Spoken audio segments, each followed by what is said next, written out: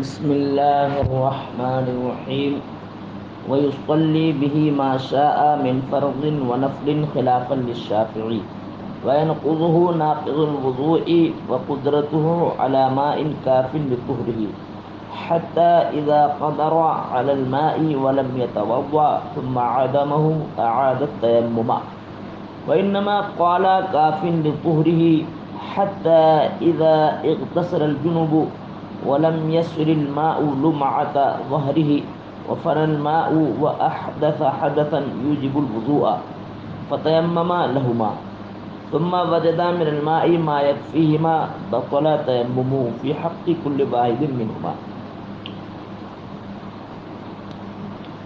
ويصلي به ما شاء من فرض ونفل. اب جو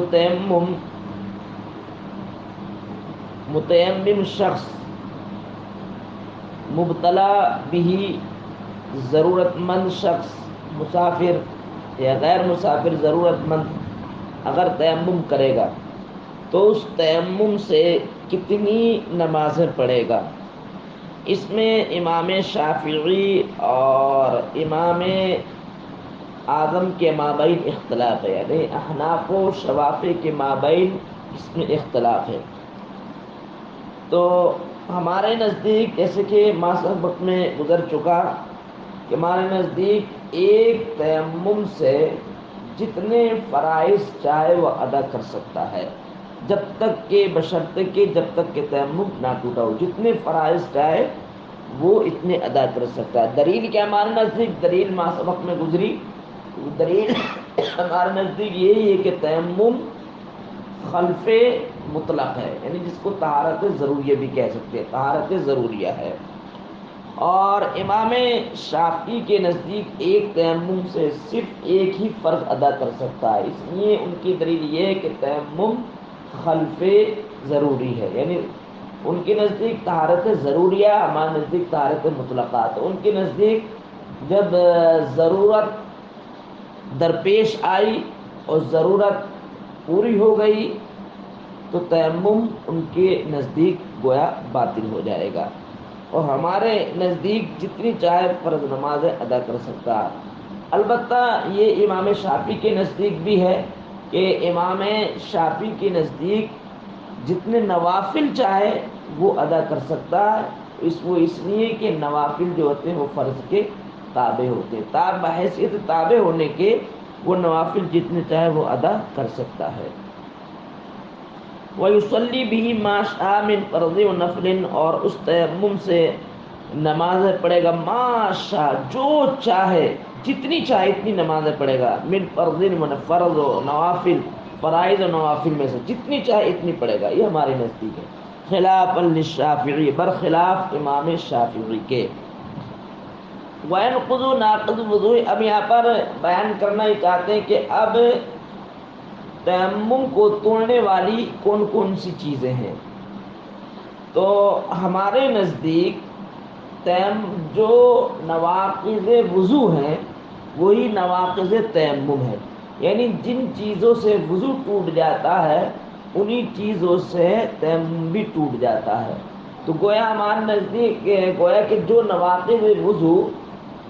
نواقض وضو کے ہیں وہی تیمم کے، اس لیے کہ تیمم وضو کا خلیفہ ہے، تو لہذا جو احکام اصل کے ہوں گے وہی خلیفہ کے ہوں گے.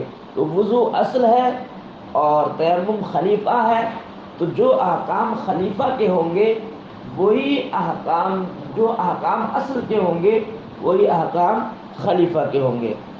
تو ثابت یہ ہوا اس سے کہ جو چیزیں وضو کو توڑ دیتی ہیں وہی چیزیں تیمم کو توڑ دیتی ہیں، اور جو نواقض وضو کے ہیں وہی نواقض کس کے؟ تیمم کے. تو یہ اصلاً ہے، اس لیے کہ تیمم جو ہے وہ طہارت مطلقہ ہے ہمارے نزدیک وضو کی.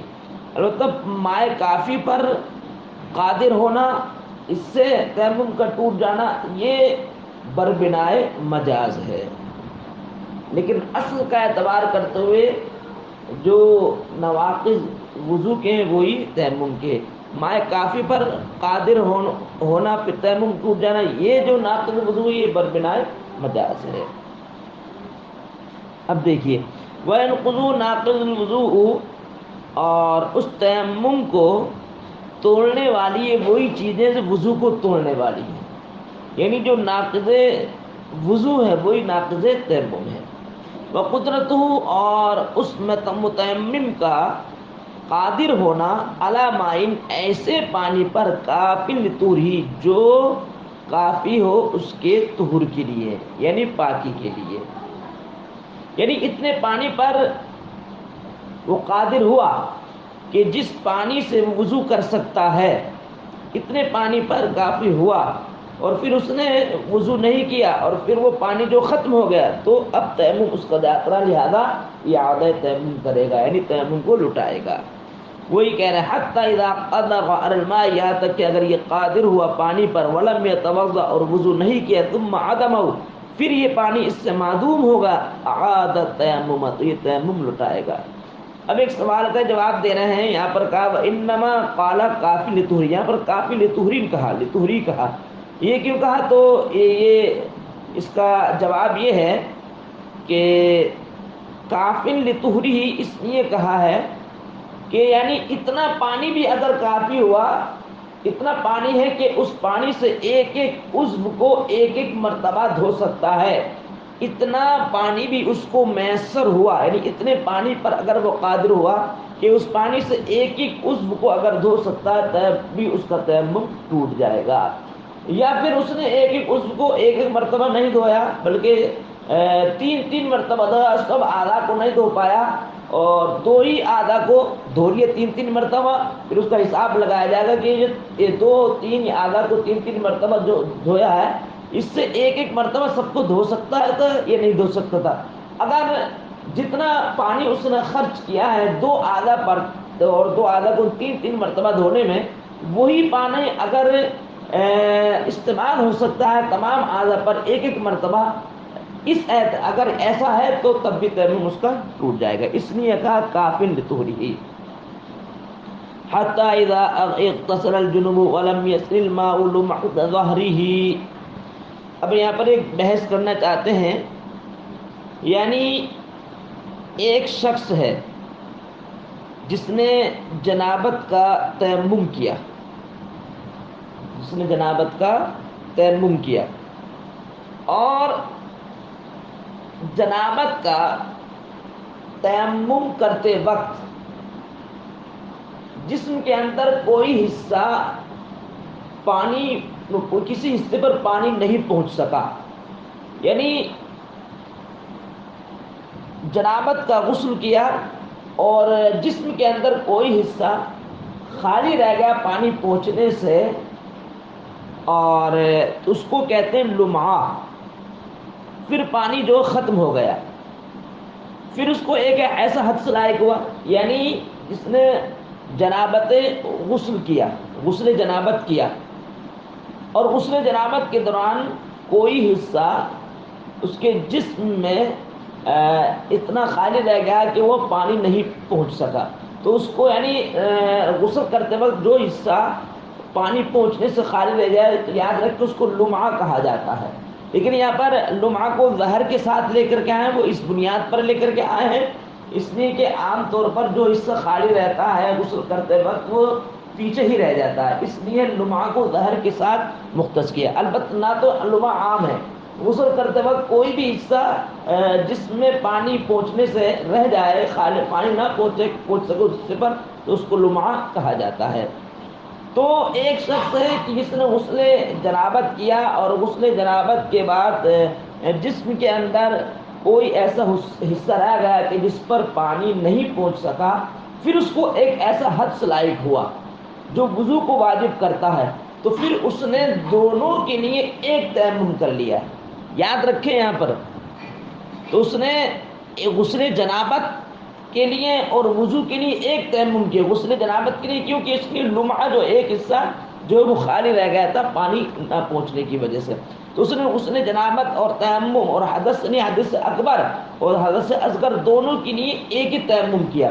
اب دونوں کے لیے ایک ہی تیمم کر لیا تو اب وہ پانی پاتا ہے. تو اس پانی کی صورت میں 4 صورتیں ہوں گی.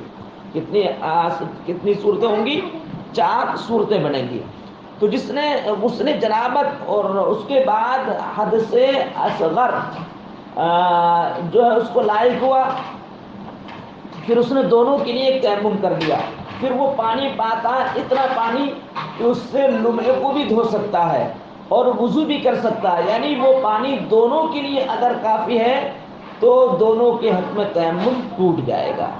یعنی لمعہ کے حق میں، کیونکہ دونوں کے لیے ایک تیمم کیا تو لمعہ کے حق میں تیمم ٹوٹ جائے گا، حدث اصغر کے حق میں تیمم ٹوٹ جائے گا. ایک صورت ہو گئی. اور دوسری صورت یہ کہ اگر وہ اتنا پانی ہے کہ نہ لمعہ اس سے دھو سکتا ہے نہ حدث اصغر کا ازالہ ہو سکتا ہے، نہ دونوں کے لیے کافی نہیں ہے، تو لہذا دونوں کے حق میں تیمم باقی رہے گا. 2 صورتیں ہو گئی.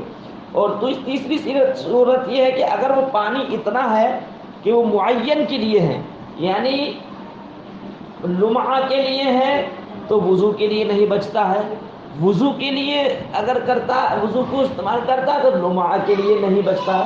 تو لہذا تیسری صورت میں جس کے لیے وہ کافی ہے، یعنی لمعہ کے لیے مختص ہے تو لمعہ کے لیے اس کو استعمال کرے گا اور اس کے حق میں تیمم ٹوٹ جائے گا، وضو کو حق میں تیمم نہیں ٹوٹے گا. یا پھر اتنا پانی ہے کہ وضو کر سکتا ہے اور لمعہ کے لیے بالکل پانی نہیں بچتا ہے، یعنی لمعہ کے لیے وہ ناکافی ہے، صرف وضو کے لیے کافی ہے، تو حدث اصغر کے لیے استعمال کر لے. اب لمعہ کے حق میں تیمم باقی رہے گا. یہ جو ہے 3 صورتیں ہو گئی. چوتھی صورت یہ ہے کہ اتنا پانی ہے کہ وہ لمعہ کے لیے بھی، لمعہ کے لیے اگر استعمال کر سکتا ہے تو حدث اصغر کے لیے ہے تو دونوں کے لیے، لیکن اس صورت میں لیکن دونوں کے لیے انفرادی طور پر ہے. یعنی حدث اصغر کے لیے استعمال کر سکتا ہے تو لمعہ کے لیے نہیں بچتا، اور لمعہ کے لیے استعمال کرتا ہے تو حدث اصغر کے لیے نہیں بچتا ہے. یعنی لیکن ہے دونوں کے لیے، لیکن ہے برخلاف تیسری صورت کیا کہ متعین ہے، صرف لمعہ کے لیے، اس کے لیے ہو ہی نہیں سکتا. لمعہ کے لیے ہے تو حدث اصغر کے لیے ہو ہی نہیں سکتا. تو اس صورت میں لمعہ کے حق میں تیمم ٹوٹے گا، حدث اصغر کے لیے حدث اصغر کے حق میں تیمم باقی رہے گا. یہاں پر یہ کہ دونوں کے لیے کافی ہے، لیکن یہ کہ ایک ساتھ دونوں کے لیے ہے. لمعہ کے لیے تو حدث اصغر کے لیے نہیں، حدث اصغر کے لیے ہے تو لمعہ کے لیے، انفرادی طور پر.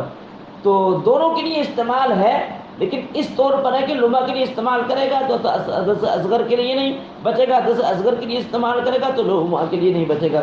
تو ایسی صورت میں فقہاء کرام فرماتے ہیں کہ وہ اس پانی کو استعمال کرے گا حدث اکبر کے ازالے کے لیے، جنابت غسل کے لیے. اس لیے جنابت غسل کے لیے اس لیے کرے گا کہ وہ حدث اکبر ہے، وہ زیادہ غلیظ ہے، لہذا اس کو دور کرے گا تو لمعہ کو دھوئے گا. وہی 4 صورتیں بیان کی، ذہن نشین کر لیں. اب دیکھیں حتی اذا اغتسل الجنوب، یہاں تک کہ جنوب میں نے غسل کیا، ولم يصل الماء، اور پانی نہیں پہنچا، لمعۃ ظہری، یعنی اس کے پیٹھ کے کسی حصے میں، وفر الماء، اور پانی ختم ہو گیا، واحدث حدثا، اور پھر اس کو ایک حدث لائق ہوا، ایسا حدث یوجب الوضوء، جو وضو کو واجب کرتا، فتیمم لہما، تو یاد رکھیں دونوں کے لیے اس نے ایک تیمم کیا ہے. ٹھیک ہے، دونوں کے لیے ایک تیمم کر لیا. ثم وجد من الماء، پھر اس نے پانی کو پایا، ماء، اتنا پانی، یکفی ما، جو دونوں کے لیے کافی ہے. ایک صورت ہو گئی، یعنی اس لمعہ کو بھی دھو سکتا ہے، وضو کو بھی دھو سکتا ہے، دونوں کے لیے کافی ہے. بطل تیممہ فی حق کل واحد منہما، تو اس کا تیمم باطل ہو جائے گا دونوں میں سے ہر ایک کے حق میں. ٹھیک ہے، ایک صورت ہو گئی.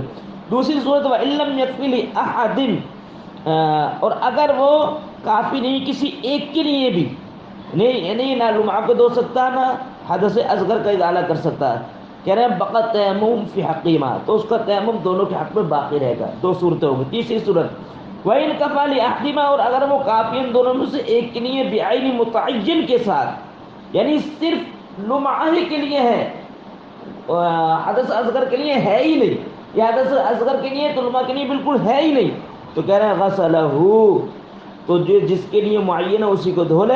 وَيَبْقَى التَّيَمُّمُ فِي حَقٍّ آخر، اور تیمم باقی رہے گا دوسرے کے حق میں. 3 صورتیں ہو گئی. چوتھی صورت سنیں. وَإِنْ كَفَى لِكُلِّ وَاحِدٍ مِّنْهُمَا، اور اگر ان دونوں میں سے ایک کے لیے کافی انفرادی طور پر نہیں، اس کے لیے بھی ہے اس کے لیے بھی، لیکن اس طور پر ہے کہ لما کے لیے استعمال کرتا تو حدث اصغر کے لیے نہیں بچتا، حدث اصغر کے لیے استعمال کرتا تو لما کے لیے نہیں بچتا. تو اب یہاں پر فقہاء کرام فرماتے کہ لما کے لیے استعمال کرے، غسل اللمعہ تو لما کو دھوئے گا. کیوں؟ دلیل کیا ہے؟ اس کی دلیل یہ کہ لأن الجنابۃ اغلظ، وضو حدث اصغر ہے اور غسل جو ہے حدث اکبر ہے، اس لیے کہ جنابت زیادہ غلیظ ہے. اب دیکھیے، اب یہاں پر یہ کہنا چاہتے ہیں کہ اس نے لمعہ کے لیے اس پانی کو استعمال کر لیا، لمعہ کے لیے پانی کو استعمال کر لیا، تو اب تیمم وہ حدث اصغر کے لیے تیمم کو دہرائے گا یا نہیں دہرائے گا؟ اس میں 2 روایتیں ہیں، ایک امام ابی یوسف کی اور ایک روایت ہے. تو امام ابی یوسف کے نزدیک وہ نہیں دہرائے گا.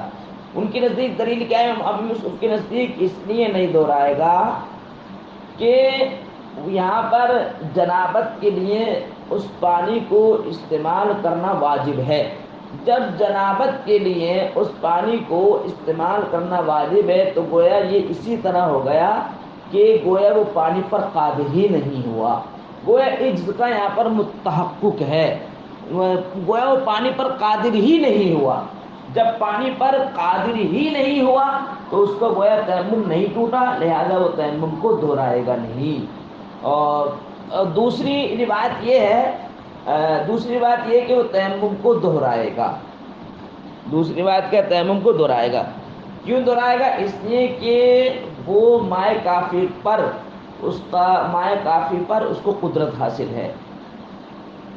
اگرچہ اس نے لمعہ کے لیے استعمال کیا لیکن وہ قدرت اس پر بھی حاصل تھی نا، تو مائے کافی پر قدرت حاصل ہونے کی وجہ سے اس کا تیمم ٹوٹ جائے گا، لہٰذا لمعہ کے لیے استعمال کرے گا تو تیمم کے لیے غسل کے لیے تیمم دہرائے گا. 2 روایت ہوگی. اور اچھا، یہ تو اس صورت میں ہے جبکہ لمعہ کے لیے اس نے اس پانی کو استعمال کر لیا ہو. تو اب وہ تیمم دہرائے گا نہیں دہرائے گا؟ تو امام ابی یوسف کے نزدیک نہیں دہرائے گا، وہ تیمم اس کا باقی ہے. اور اچھا، اب اس میں اگر اس نے پہلے تیمم کر لیا پھر لمعہ کو اس نے دھویا تو اس میں بھی 2 روایتیں ہیں. تو اس میں 2 روایتیں ہیں. امام ابی یوسف کے نزدیک یہ کہ پہلے اس نے تیمم کر لیا، بعد میں جو لمعہ کو دھو لیا، تو امام ابی یوسف کے نزدیک یہی ہے کہ تیمم کو نہیں دہرائے گا لمعہ کو دھونے کے بعد میں، اس لیے کہ یہاں پر پانی کو استعمال کرنا واجب ہے لمعہ کے لیے، تو گویا وہ ایسی ہے مائے کافی پر قدرت ہی نہیں. اور دوسری بات یہ ہے کہ اگر وہ لمعہ کو دھونے سے پہلے اگر اس نے تیمم کر لیا ہے تو یہاں پر وہ تیمم کو دہرائے گا. ان کی دلیل یہ ہے اس لیے کہ مائے کافی پر اس کو قدرت ہے. البتہ بعد میں اگر یہ صورت پائی جاتی تو یہاں پر اب وہ پانی جو لمعہ کے لیے استعمال کر چکا ہے تو اب یہاں پر بعد میں اس کا پانی سے عاجز ہو رہا ہے، اس کو متحقق ہو جاتا ہے، لہٰذا بعد والی صورت میں اس کو تیمم کو دہرانے کی ضرورت نہیں تھی. کوئی کہہ رہا ہے دیکھو فَإِذَا غَسَلَ اللُّمَّةَ، اگر اس نے لمعہ کو دھو لیا تو کہہ رہا ہے هَلْ يُعِيدُ التَّيَمُّمَ، کیا وہ تیمم کو لوٹائے گا حدث کے لیے؟ فَفِيهِ روایتان، تو اس میں 2 روایتیں ہیں، یعنی ایک تو روایت یہ ہے کہ لوٹائے گا اور ایک روایت یہ ہے کہ نہیں لوٹائے گا. امام ابی یوسف کے نزدیک نہیں لوٹائے گا. اور اچھا بھائی، تیمم اولاً، اگر اس نے تیمم کر لیا پہلے، تب تیمم کر لیا پہلے اور پھر لمعہ کو دھوتا پھر تیمم کو دہرائے گا نہیں دہرائے گا؟ تو امام ابی یوسف کے نزدیک نہیں دہرائے گا، اس لیے کہ یہاں پر پانی کو استعمال کرنا واجب ہے. اور دوسری بات میں کہ وہ دہرائے گا اس لیے کہ مائے کافی پر قدرت حاصل ہونے کی وجہ سے. ثم غسل اللمعۃ، یعنی پہلے تیمم کر لے پھر لمعہ کو دھویا. ففی اعادۃ تیمم کو اعادہ کرنے میں 2 روایتیں ہیں اس میں بھی. اچھا، وَإِن صَرَفَ إِلَى الْحَدَثِ انتقض تَيَمُّمُهُ فِي حَقِّ اللُّمْعَةِ. ہم یہاں پر یہ کہنا چاہتے ہیں کہ لمعہ کے لیے پانی کو استعمال کرنا واجب تھا لیکن لمعہ کے لیے اس نے استعمال نہیں کیا اور اس نے استعمال کر لیا پانی حدث کے لیے، ہاں ادارے حدث کا حدث اصغر کی نہیں تو کہہ رہے انتقض تیمم، اگر اس نے صرف کیا الحدثی حدث اصغر کو دور کرنے کے لیے انتقض تیمم فی حق اللمتی، تو اس کا تیمم لمہ کے حق میں ٹوٹ جائے گا بے اتفاق روایت، دونوں روایتوں کی اتفاق کے ساتھ۔ لیکن یہ صورت کب کہہ رہا ہے اذا تیمم الحدثین، یہ تمام صورت جو ذکر ہوئی یہ اس صورت ہے جبکہ اس نے دونوں حدث کے لیے ایک تیمم کیا، اس صورت میں ہے یہ۔ اما اذا تیمم الجنابتی، ام یہاں سے جو دوسری بحث چل گئی انشاءاللہ العزیز کل پڑھایا جائے گا۔